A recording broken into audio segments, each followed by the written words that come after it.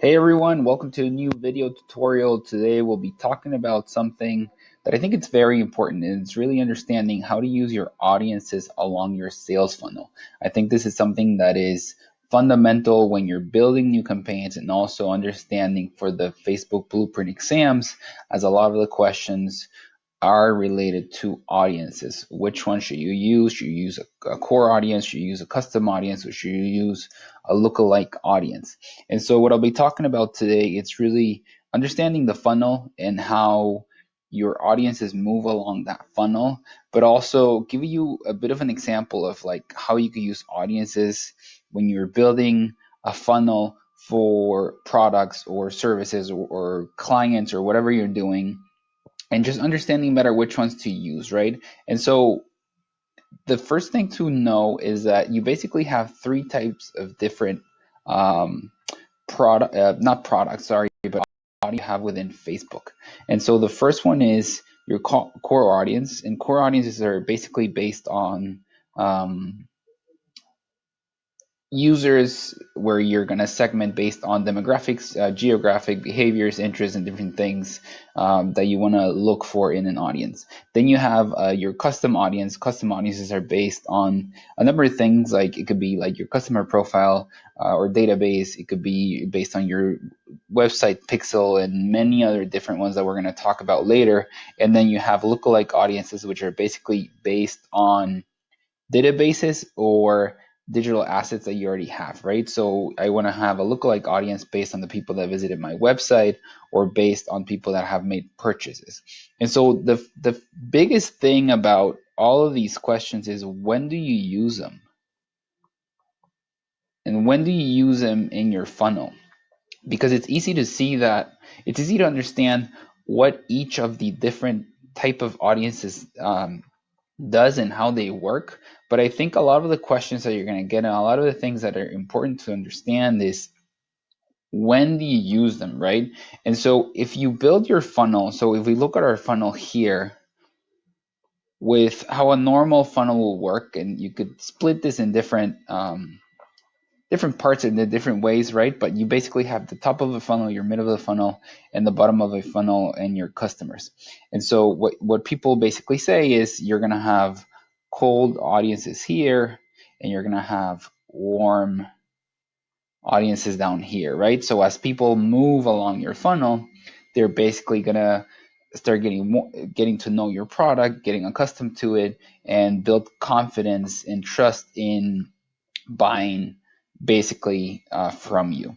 And so if you look here, what I've done is basically I've written our funnel, right? So on the right side, on the left side, you have your funnel, and on the left you have your audience.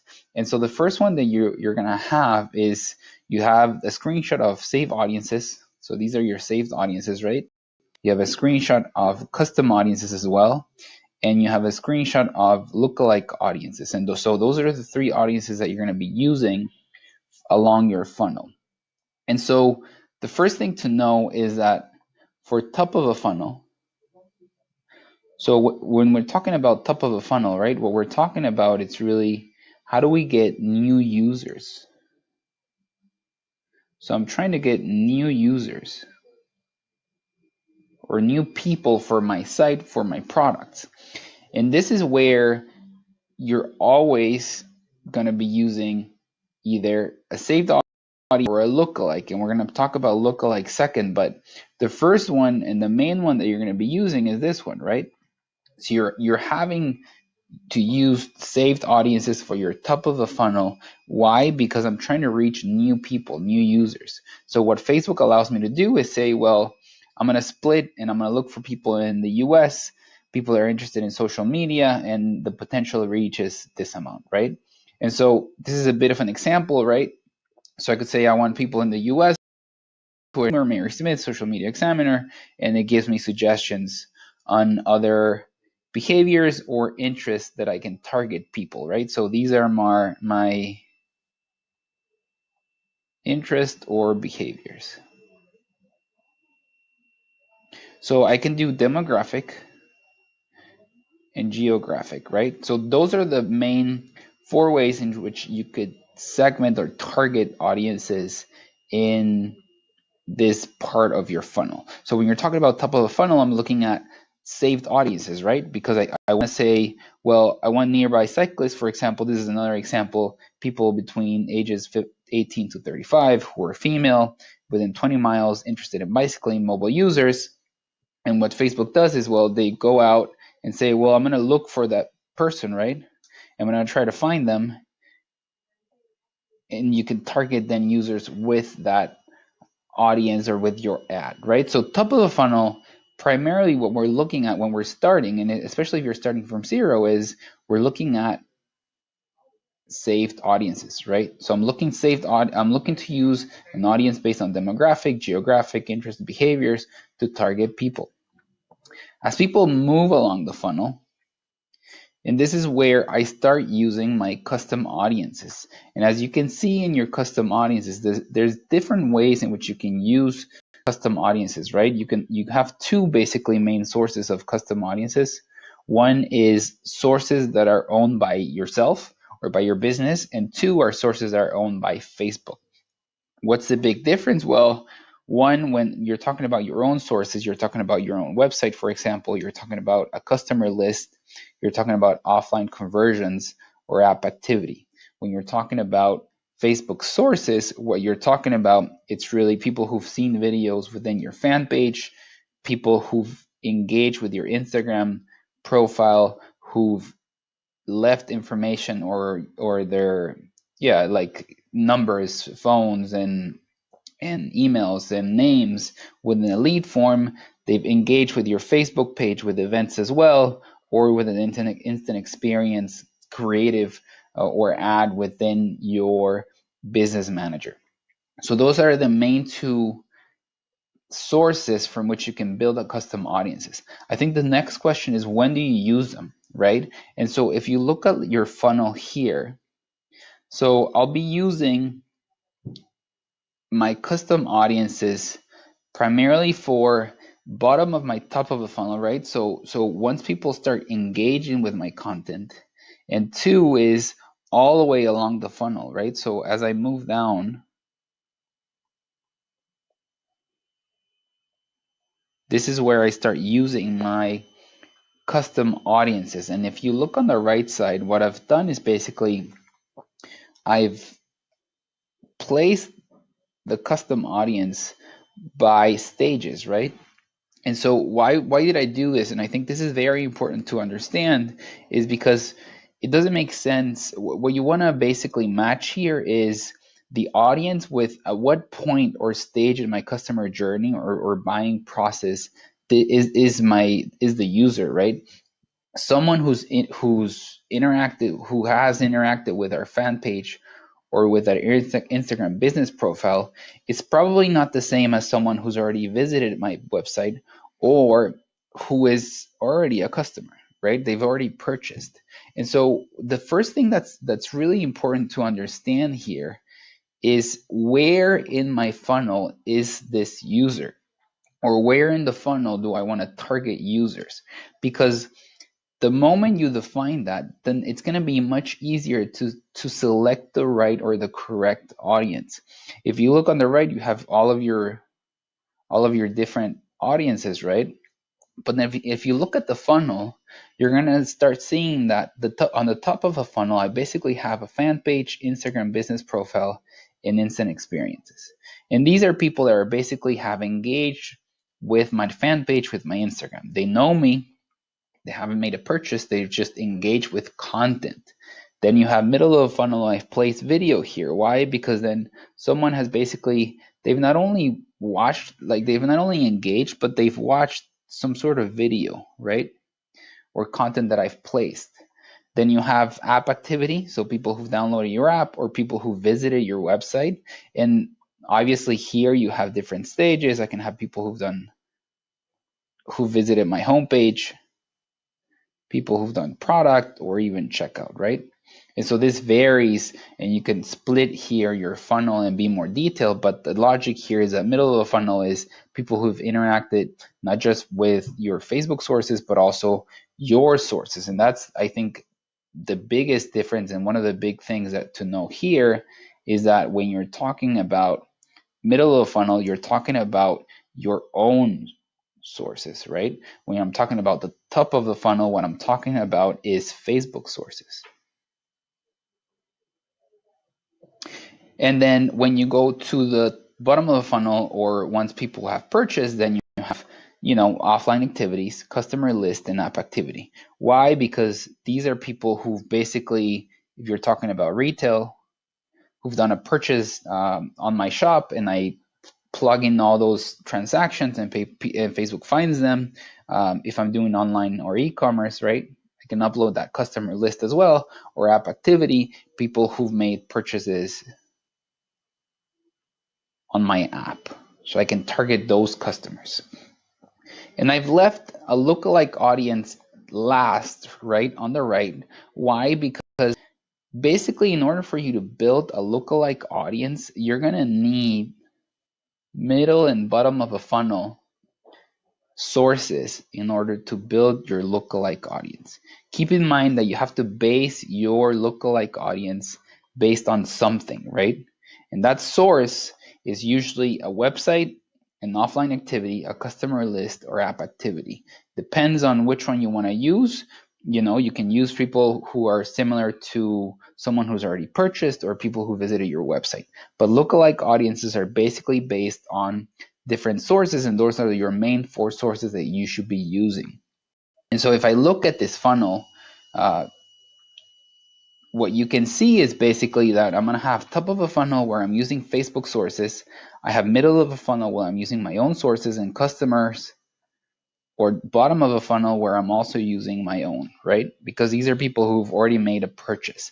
And these are your different audiences as you can use them along that funnel. And so this is the biggest thing about understanding when to use which audience, and how to use it as well when you're doing campaigns, or when you're thinking about exam questions where they're basically asking you this, right? Who do you want to target? At what stage is that person, or that the users that they're targeting, at what stage in my business journey or sales process are they? In order for you to better understand how to answer questions, and which audience to use correctly. And last, what I want to show you is just a bit of an example, right, of how a funnel could work. And so if I look here, what I basically have is a saved audience. Why? Because I'm looking for people who, on demographic, on interest, people who could be potential clients for our practice or sample questions in Markeko, right? So the first thing that I want to do is I want to send them to our Tripwire, which is our free study guide, which by now we have more than 10,000 people who have downloaded that study guide. I send them here. People go to the website, right? So here you have your landing page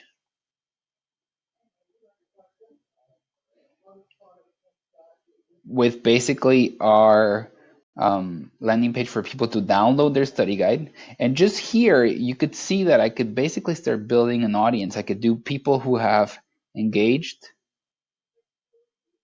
with the post, or also I could also have people who visited the website, right, through my pixel. And what I could do then is say, well, I'm going to show those people another ad, which is going to be a video with testimonials, so that they can see and hear from people who've used our sample questions. And this helps me build more audiences, right? Because now I can say, well, people who've watched this video, who've watched 50% or more than 50% of this video, I want to send them back to my landing page where they can ultimately make a purchase. And the last thing is I could, prolong this and increase the stages of that funnel. But what I'm basically looking for is a conversion, or to get customers. And from here, I could basically say, well, I'm going to use a custom audience of people who've purchased. and I could use that audience to retarget them and send them to another product, do upsells, cross sells of, or whatever I would want to do, or whatever what you want to do. And this is a simple funnel of how it doesn't, regardless of the business that you're in or the type of client that you have, this is the logic that you want to follow, right? You want to do a tripwire or something that where you're collecting emails, you get people's attention, you send them to a landing page so you can remarket them and remarket with content, and then you want to send them to a conversion page where you're actually building customers, right? And you can complement this with emails where I could be sending, different drip campaigns underneath, which is I would cover in another video. But I think the key points in this video is one, understanding better when to use which type of audience, right? So you have core, you have custom, and you have lookalikes.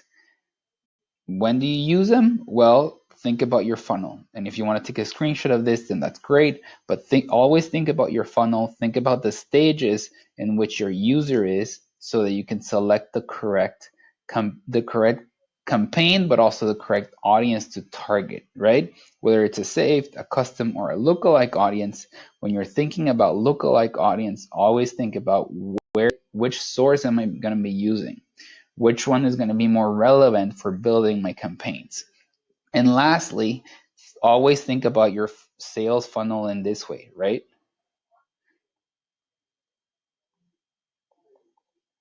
So if you think about your Facebook sales funnel, you always want to think about these stages.